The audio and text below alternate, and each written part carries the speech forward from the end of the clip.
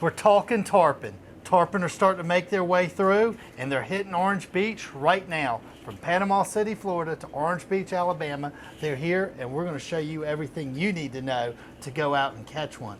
Angelo DiPaola, the Coastal Connection with eXp Realty, live at J&M Tackle with Carson Hall. J&M Tackle is the foremost saltwater outfitter on the Gulf Coast, and me and Carson are going to show you how to catch them. Carson, where do we start? I guess let's start with catching bait. A sabiki rig. This is one of my favorites. It's a number 10 owner fish skin. They work really great with that little crystal flash and the glow head. It's great for catching baits for tarpon or anything. And basically, outside of any of these passes, out of the little buoys, you're going to be able to catch bait. And we're talking crazy fish, they're Atlantic bumpers, crazy fish, whatever you want to call them. You're going to have LYs, little hardtails, cigar minnows. All of those work for tarpon. But by far, the crazy fish. The crazy fish. That big, bright side sitting out there with flapping. A little bitty tail, and they can't swim too fast, which is key for tarpon because they don't turn around to go eat them. They are lazy eaters. All right, so we've got a live well full of fish, and we're going out, and we see one roll. What do we have on our rod? How are we going to catch it? All right, it's always great to have a couple of artificials. These Hoagie soft plastics are a really great option. One thing I'll do is I'll cut the J-hook off and bridle up a circle hook tied to the eye. I like to hook them on a circle. I feel like I shake less fish off with that. But Carson, quick question with that. All right, you get a bite, you're retrieving that bait. What's the hook set? Like, what do you do? Most of the time, you can usually see the bite. If you're throwing something like this at a tarpon, I'll usually slowly load my rod and pull down at an angle, just to try and help that hook find the corner of his mouth. Don't do the good old bill dance, heavy covered bass hook set, trying to yank them out of the water. Just let that rod load, and the circle hook will do its job. The way a tarpon inhales the bait and sucks it all the way in, he's got your bait in his mouth. Just let the hook do its thing. So just kind of reel and... I keep steady pressure and slowly pull the rod and let the rod load up. There's no point in really jacking them real hard with a circle hook. And that's unless you're keeping the J-hook. If you got the J-hook, pawn the spool and give them everything you can, because you're going to have to drive it home through some bones. So we have the J-hook, and then we have the Rapala. I love this little bait. But it's got some treble hooks on it, and you've got some super sharp single hooks. Yeah, Owner makes a single hook replacement, and other companies do too, but the eye is in line with the hook point, so when you put it on a split ring, it doesn't turn sideways, it rides right. And I prefer a single hook over treble for a couple of reasons. One, there's less likely for an issue when you're trying to get your lure back, but also like when you're trying to set the hook through bone, you have 1 point to drive all that pressure through instead of 3 points splitting up the pressure. Man, what a great point to make, no pun intended.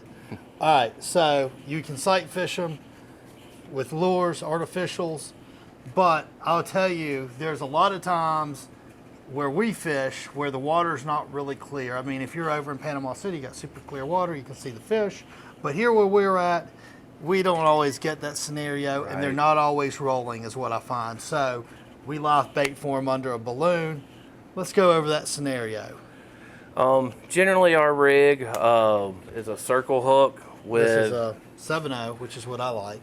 And it's hard to vary by brands. I mean, that 7.0 in one brand may be an 8 or a 9 in one, or a 5 in another.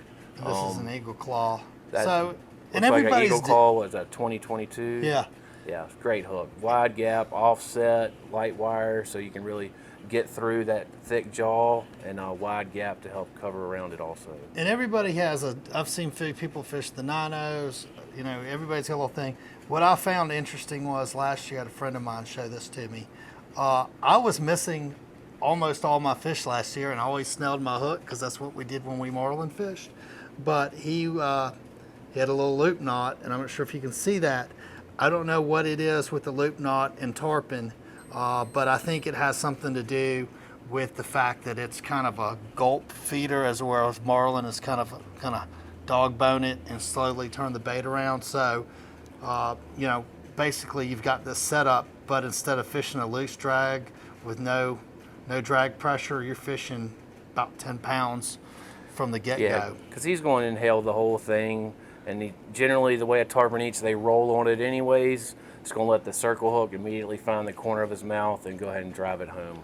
Yeah, so, all right, let's talk about it. You can sling this right into a bait, but they don't live really long like that. They don't, and I find that they get foul hooked more also. All right, so let's talk about bridling up our baits. Yep, we're going to take a little rubber band here, and we're going to cat's paw it to the hook. And once we put that on there, now we take a needle. I really like these R&R needles because it's the barb or the hook that you hook it is kind of countersunk in, so it's less damage to the fish and makes a smoother hole going through. This is just a little rubber ballyhoo, but what I like to do is take it and go through his nose. Sometimes I'll go through his shoulders also, depending on how I want the bait to swim. But it's pretty simple. You just go through, pull your rubber band all the way through the bait.